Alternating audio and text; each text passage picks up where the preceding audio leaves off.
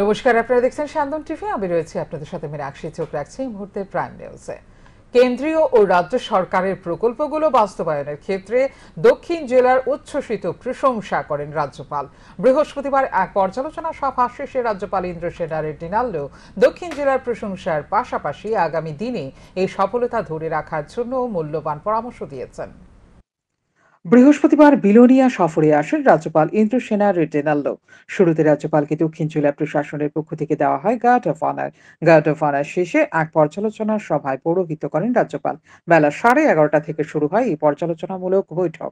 এই বৈঠক চলে প্রায় 2 ঘন্টার উপরে। এই বৈঠকে উপস্থিত ছিলেন জেলা শাসক সাজু ওয়াহিদ, পুলিশ সুপার অশোক সিনহা, মহকুমা শাসক রিঙ্কু লাথার সহ বিভিন্ন দপ্তরের আধিকারিকেরা। এই পর্যালোচনা বৈঠক শেষে রাজ্যপাল ইন্দ্রসেনা রেড্ডিনাল্লো জানিয়েছেন, খাদ্য সামগ্রী উৎপাদনে এগিয়ে দক্ষিণ জেলা। বাল্যবিবাহ রোধে বালিকা মঞ্চ গঠন করে পুরস্কার পেয়েছে এই জেলা। পাশাপাশি কেন্দ্রীয় ও রাজ্য সরকারের প্রকল্পগুলো বাস্তবায়নের ক্ষেত্রেও এই জেলা সফলতা আদায় করেছে। এর জন্য তিনি শুভেচ্ছা জানান দক্ষিণ জেলার বিভিন্ন দপ্তরের আধিকারিকদের। পাশাপাশি আগামী দিনেও এই সফলতা ধরে রাখার জন্য তিনি আধিকারিকদের মূল্যবান পরামর্শ দেন। जिला का सेंट्रल गवर्नमेंट स्टेट गवर्नमेंट का जो डेवलपमेंट स्कीम्स है उसको समझने के लिए डिस्ट्रिक्ट ऑफिसर से इंटरेक्टिव प्रोग्राम ले रहा हूँ। पहले तो 2 बार आने वाले थे, दूसरे प्रोग्राम आने से पोस्टपोन हुआ है। आज आया हूँ, सब डिपार्टमेंटल हेड से गया हूँ। ये जिला बहुत से चीज़ों में आगे है। एवरेज फूड कंजम्पशन में स्टेट से आगे है और अलग अलग हेल्थ, चाइल्ड मैरिजेस के बारे में, ड्रग्स के बारे में स्पेशल एफर्ट्स लेके अवार्ड्स भी ये जिला लिए हैं। পর্যালোচনা বৈঠক শেষে রাজ্যপাল ইন্দ্রসেনা রেড্ডিনাল্লো যান বিলোনিয়া থানার অন্তর্ভুক্ত মুন্ডা বস্তি এলাকার ছবিটিলাতে। দক্ষিণ জেলার সমস্ত চিত্রশিল্পীদের হাতে স্পর্শে সাঁওতালদের বসত ঘরের দেয়ালে ফুটিয়ে তোলা বিভিন্ন চিত্র অঙ্কন পরিদর্শন করেন রাজ্যপাল। সেখানে সাঁওতাল যুবক যুবতীরা নৃত্য পরিবেশন করেন। সবশেষে রাজ্যপাল ফিরে আসেন আগরতলার উদ্দেশ্যে। শান্তন টিভি। স্বামীর অত্যাচারের বিরুদ্ধে থানায় মামলা করেও বিচার মিলল না গৃহবধূর। শেষ পর্যন্ত নিজেকে শেষ করে দিল তরুণী গৃহবধূ পলি রানী বণিক। ঘটনা বন নারায়ণ এলাকায়। মৃতার বয়স 22। ঘটনার বিবরণে জানা যায়, গত 29শে জানুয়ারি স্বামীর মার ধরে গুরুতর আহত হয়েছিলেন পলি রানী বণিক। তারপর বাপের বাড়ির লোকজনেরা তাকে চিকিৎসা করায়, কিন্তু স্বামীর মার ধরে মাথায় আঘাতপ্রাপ্ত হয়ে অসুস্থতায় ভুগছিল গৃহবধূ। চিকিৎসায় সেরে উঠছিল না, মাথা ব্যথায় ছটফট করত প্রায়ই। গৃহবধূর পিতা আরও জানান, গৃহবধূর বাপের বাড়ি যাত্রাপুর থানার উত্তর মহেশপুর স্কুলটিলা এলাকায়। গৃহবধূর একটি 2.5 বছরের সন্তান রয়েছে। স্বামীর বিরুদ্ধে অভিযোগ করলে পুলিশে দুর্বল ধারার মামলা নেয়। সুষ্ঠু তদন্ত হয়নি। এদিকে গৃহবধূকে মামলা প্রত্যাহার করার জন্য তার স্বামী হুমকি দিতে থাকে। শারীরিক ও মানসিক অত্যাচার সহ্য করতে না পেরে বৃহস্পতিবার আত্মহত্যার পথ বেছে নেয়। ঘটনার পর থেকে অভিযুক্ত স্বামী অঞ্জন দাস পলাতক। গৃহবধূর বাপের বাড়ির লোকজনদের অভিমত, যদি পুলিশ অভিযুক্ত স্বামীর বিরুদ্ধে কঠোর ব্যবস্থা গ্রহণ করত তাহলে 22 বছর বয়সী তাদের মেয়ে বিচার পেত। কিন্তু পুলিশের দুর্বলতা এবং উদাসীনতার কারণে মাত্র 22 বছর বয়সে নিজেকে শেষ করে দিল তরুণী। ঘটনার খবর পেয়ে পুলিশ এসে নিয়ম রক্ষা করলেন এদিন। মৃতদেহ পাঠানো হলো ময়না তদন্তের জন্য হাসপাতালের মর্গে। কান্নায় ভেঙে পড়ে গৃহবধূর বাপের বাড়ির লোকজন। 29শে জানুয়ারি আমার মেয়ের স্বামী মারধর করছিল বন্যারাই আমাদের প্রতিমপুরের বাড়ির সামনে। তারপরে আমরা থানার কেস দিলাম। থানার কেস তো কোনো কিছু পাইলাম না। ওইখানে একটা 7 ধারা কেস পাঠাইলো। স্বামী স্ত্রীর পরে সামান্য মনোমানি নিল। আমার মেয়ের তো মাইরা তো কিছু রাখছে না। আজকে অত্যাচার সহ্য করতে না পারি, আমার মেয়ে জ্বালা যন্ত্রণা সহ্য করতে না পারি, অসুখের জ্বালা সহ্য করতে না পারি, আজকে আমার মেয়ে ফাঁসিতে আত্মহত্যা হচ্ছে। কি নাম আপনার? কি নাম? আমার নাম খগন চন্দ্র বণিক। মেয়ের নাম কি? মেয়ের নাম পলি রানী বণিক। ছেলে আছে একজন? একটা ছেলে, 2.5 বছর 3 বছর। বৃহস্পতিবার রাজ্য শিশু অধিকার কমিশন এবং জাতীয় শিশু সুরক্ষা অধিকার কমিশনের উদ্যোগে ধলাই জেলা শাসকের কনফারেন্স হলে একদিনের সচেতনতামূলক সভার আয়োজন করা হয়। এই সভায় উপস্থিত ছিলেন রাজ্য শিশু সুরক্ষা অধিকার কমিশনের চেয়ারপারসন জয়ন্তী দেববর্মা সহ কমিশনের অন্যান্য সদস্যরা ছিলেন। জাতীয় শিশু সুরক্ষা অধিকার কমিশনের দিল্লি থেকে আগত আইনজীবী অনুজ সলোজা, জেলার ডিএসপি কিশোর কেনিয়ত উজয়ী সহ ধলাই জেলার সমস্ত সরকারি বিদ্যালয়ের শিক্ষক শিক্ষিকারা এবং জেলার চাইল্ড লাইনের কর্মীরা। একদিনের এই সচেতনতামূলক সভাটি মূলত সাইবার সিকিউরিটি এবং শিশুদের শারীরিক দণ্ড বিষয় নিয়ে করা হয়। বুধবার 59 জেলার কুমারঘাট থেকে শুরু হয়েছে এই সচেতনতামূলক সভা। রাজ্যের প্রতিটি জেলায় একদিনের এই সচেতনতামূলক সভার আয়োজন করা হবে। এই দিনের এই সচেতনতামূলক সভায় উপস্থিত বিশিষ্টজনেরা শিশুদের স্বার্থে শিশু সুরক্ষা আইনের প্রতিটি ধারার বিশ্লেষণ করতে গিয়ে বলেছেন, বিদ্যালয়ে পাঠরত ছাত্র ছাত্রীদের কোনোভাবেই বিদ্যালয়ের শিক্ষক শিক্ষিকারা শারীরিক ও মানসিক নির্যাতন করতে পারবে না। আর যদি কোনো ছাত্রছাত্রী শিক্ষক শিক্ষিকাদের দ্বারা শারীরিক ও মানসিক নির্যাতনের শিকার হয় তাহলে তা অবশ্যই শিশু সুরক্ষা আইনের দণ্ডনীয়। তাই বিদ্যালয়ের শিক্ষক শিক্ষিকারা ছাত্রছাত্রীদের পাঠদানের ক্ষেত্রে কোনোভাবেই ছাত্রছাত্রীদেরকে নিগ্রহ করতে পারবে না। পাশাপাশি এদিন সাইবার সিকিউরিটির বিষয় নিয়েও বিস্তারিত আলোচনা করা হয়। তাই বিদ্যালয়ের শিক্ষক শিক্ষিকারা যেন ছাত্রছাত্রীদের ক্ষেত্রে আরও বেশি যত্নশীল হয় সে বিষয়েও আহ্বান জানান বক্তারা। তারা আরও জানিয়েছেন, শিশুদের সুরক্ষার স্বার্থে জাতীয় শিশু সুরক্ষা কমিশন ও রাজ্য শিশু সুরক্ষা কমিশন সবসময় সজাগ দৃষ্টি রাখছে। अनुज सलूजा, लीगल कंसल्टेंट NCPCR। आज के प्रोग्राम होगा कॉर्पोरल पनिशमेंट और साइबर क्राइम्स, साइबर सिक्योरिटी के बारे में। हम यहाँ पे जितने टीचर्स होंगे धलाई डिस्ट्रिक्ट के, उन सबको अवेयरनेस फैलाने के लिए हम बताएंगे कि कॉर्पोरल पनिशमेंट और साइबर सिक्योरिटी के बारे में सारी इन्फॉर्मेशन देंगे। आज कहाँ पे हो रहा है सर ये? आज ये धलाई DM कॉन्फ्रेंस। সিপিআইএম এবং কংগ্রেস বরাবরই ভারতীয় জনতা পার্টি সম্পর্কে সংখ্যালঘু অংশের জনগণকে ভুল বুঝিয়েছে, ভুল ব্যাখ্যা দিয়েছে। কারণ 2018 সালে রাজ্য সরকার পরিবর্তনের পর এখনো পর্যন্ত কোনো সাম্প্রদায়িক দাঙ্গা হয়নি এবং আগামী দিনেও হবে না।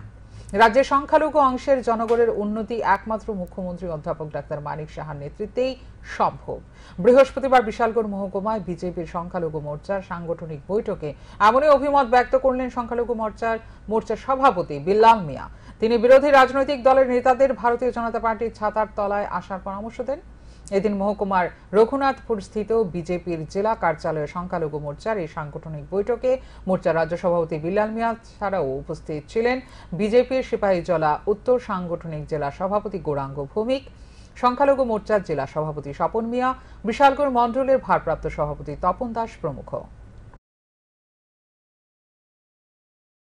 সারা ভারতবর্ষব্যাপী অভিযান শুরু করেছে। সেই অভিযানের অঙ্গস্বরূপ এখানে আমাদের কাজ চলছে।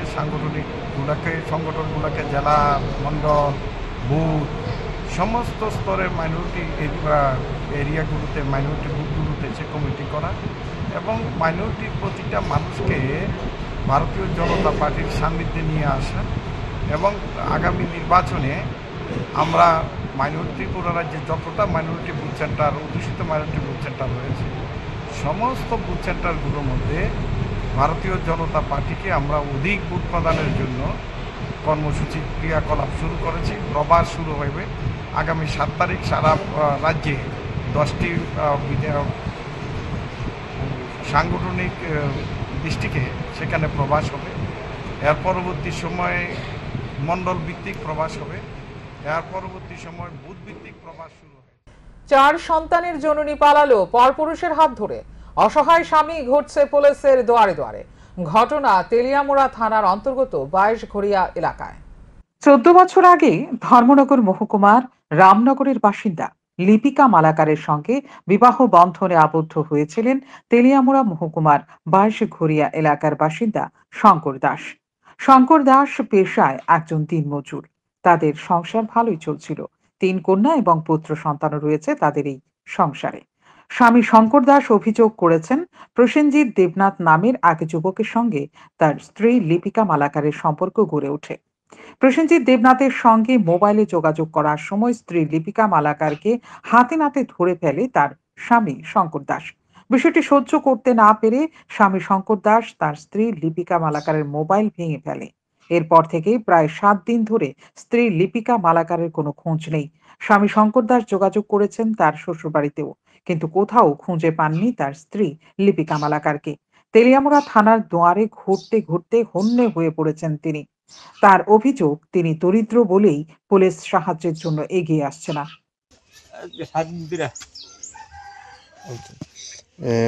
তাহলে কি বাবার বাড়ি গেছে না কোনো গেছে কোনো খবর টবর বা আপনার আত্মীয় ভাই কোনো গেছে এটা না না না গেছে কি আসলে এটা তো আমি করতাম না। যেদিন আমি কাজে গেছিলাম এদিন হওয়ার পরে দিয়ে ছদিন শুনছিলাম না দেখি তাই মোবাইলে ট্যাড হইতেছে আর ফোন করতেছে। তোমার পরে আমি কিছু তুমি কার কাছে ফোন করো না কবাইয়ের কাছে ফোন করি। এবার লোক দিকে ফুলা নাম্বার লোক মোবাইলটা মাথাতে ভেঙে গেলেছি আসল মার বাংলা পর হই তাই এন থেকে সরিয়ে থাকা সরার পরের থেকে তাই আর খাইতেছি না বুঝছা। আজ যা প্রায় 7 দিন এসে গেছে ঘরের মেজাজ বলা ওর মতো চুলা ধরছে না ওর মতো ফুলাবান খাওয়ান নাই ফুলাবান কাজে মতো জানি না যে সমস্যা বিধা আছে আমার কেউ সাহায্য করে লোক নাই। জানাইছেন জানাইছি কি কইছেন আর এনে গেছে না থানার মধ্যে থানা লিখিতে দিস থানা কোনো সাহায্য করতেছে না। প্রধান মেম্বাররা করছি বাদাম এরা কেউ সাহায্য করতেছে না আমারে। আর আমরা গরিব বলে থানা আমরা এরিয়া জায়গা। অসহায় সন্তানেরা অপেক্ষা করছে তাদের মায়ের জন্য। বন্ধ হয়ে রয়েছে তাদের রান্না খাওয়া। চোখ থেকে জল ঝরছে স্বামী শঙ্কর দাসের। স্ত্রী ঘরে ফিরে আসবে এই আশাতে বুকে প্রাচীর বেঁধেছেন তিনি। শান্তন টিভি। গর্ভবতী মহিলাকে জটিল অস্ত্রোপচারের মাধ্যমে মৃত্যুর মুখ থেকে ফিরিয়ে আনলেন বিলোনিয়া মহকুমা হাসপাতালের স্ত্রীরোগ বিশেষজ্ঞ চিকিৎসক বিকাশ মজুমদার। বৃহস্পতিবার মহকুমা স্বাস্থ্য আধিকারিকের কার্যালয়ে সাংবাদিক সম্মেলনে বিকাশ মজুমদার বলেন, রোগীকে জরুরি ভিত্তিতে অস্ত্রোপচার করার প্রয়োজন ছিল। এরকম পরিস্থিতিতে অন্য হাসপাতালে স্থানান্তরিত করা হলে হয়তো অঘটন ঘটতে পারত। সমস্ত কিছু বিচার বিবেচনা করে হাসপাতালের মধ্যে জরুরি ভিত্তিতে মেডিকেল টিম বসিয়ে চিকিৎসক জয়দীপ চৌধুরী এবং হাসপাতালের প্রসূতি বিভাগের কর্মীদের সহায়তা ও রোগীর পরিবারের সদস্যদের সহযোগিতায় সফল অস্ত্রোপচার করা হয়। 1 ঘন্টা চলে এই অস্ত্রোপচার। বর্তমানে এই মহিলা সুস্থ রয়েছেন এবং হাসপাতালে চিকিৎসকদের পর্যবেক্ষণে রয়েছেন। তিনি জানিয়েছেন, বিলোনিয়া মহকুমা হাসপাতালে অস্ত্রোপচারের মতো যথেষ্ট পরিকাঠামো রয়েছে। শুধুমাত্র আইসিইউ সহ চিকিৎসকের সংকটের কারণে জরুরি ভিত্তিতে রোগীদের অনেক সময় অস্ত্রোপচার করা সম্ভব হয় না। পরিবারের লোকজনদের অসহযোগিতার কারণে অনেক সময় চিকিৎসকরাও ঝুঁকি নিতে চান না। আনলাইকলি পেশেন্ট যে পেশেন্টের জন্য আমি বলবো লাখ হই, যদি আমরা রেফার করতাম পেশেন্ট হয়তো আমরা হারাতাম, কিন্তু সেই পেশেন্ট আমরা করেছি এবং পেশেন্ট এখন সুস্থ আছে। আর একটুবি প্রেগনেন্সি যে ব্যাপারটা বলেন, আমরা সচরাচর আমি একটু পাশ দিয়ে বলবো যেটা একটুবি প্রেগনেন্সি ইদানিং একটু বেশি হচ্ছে। হ্যাঁ, তো বিভিন্ন কারণে হতে পারে। একটুবি যেহেতু মোস্ট কমন কারণটা আমরা যেটা জানি হচ্ছে সেটা হলো যে ইনফেকশনটা বেশি হচ্ছে এখন বিভিন্ন এসটিআই এসটিডি ওইসব ইনফেকশনগুলির কারণে যে প্রেগনেন্সিটা আমাদের জরায়ুতে না এসে অনেক সময় ম্যাক্সিমাম কারণে টিউবে চলে আসে। তো টিউবের মধ্যে প্রেগনেন্সিটা স্টে হয়ে যায়। নর্মালি জরায়ুতে এসে বড় হওয়ার কথা, যখন টিউবে আটকে যায় ওই টিউবটা বড় হলে টিউবটা ফেটে যায়। তো এই জন্য আমি এটা সাজেশন রাখবো আপনাদের মাধ্যমে জনসাধারণকে, যে ওরা কি করে বাজার থেকে অ্যাবর্শনের জন্য পিল খেয়ে ফেলে, কিন্তু এর আগে একবার ডাক্তারের কাছে আসেও না, কোনো পরীক্ষা নিরীক্ষাও করে না। যেসব ক্ষেত্রে দেখা যায় 10% বা 5% পেশেন্টে দেখা যায় যে এটা টিউব প্রেগনেন্সি থাকে। এই যদি আপনি ওষুধটা খেয়ে নিই তাহলে অ্যাবর্শন স্টার্ট হলে সেটা ইমার্জেন্সি হয়ে যাবে, তখন আপনার ডায়াগনোসিস হয়ে পেশেন্ট মরে যাবে। তো এইসব ঘটনা কিন্তু প্রতিনিয়ত বাড়ছে, যে আমাদের ম্যাটারনাল ডেথের একটা ওয়ান অফ দ্য কজ হলো। ত্রিপুরা ভেটেরিনারি ডক্টর অ্যাসোসিয়েশন এবং পজম এনজিওর উদ্যোগে আগামী 3রা মার্চ বিবেকানন্দ ময়দানে হতে চলেছে ডগ কার্নিভাল। এই অনুষ্ঠানে বিভিন্ন প্রজাতির কুকুর এবং দেশি কুকুর অংশগ্রহণ করবে। তাদের মধ্যে বিভিন্ন ক্যাটাগরিতে হবে প্রতিযোগিতা। এর মধ্যে রয়েছে fancy dress, well groomed, skin and quote, দেশি কুকুরদের রাউন্ড এবং বয়স্ক কুকুরদের রাউন্ড।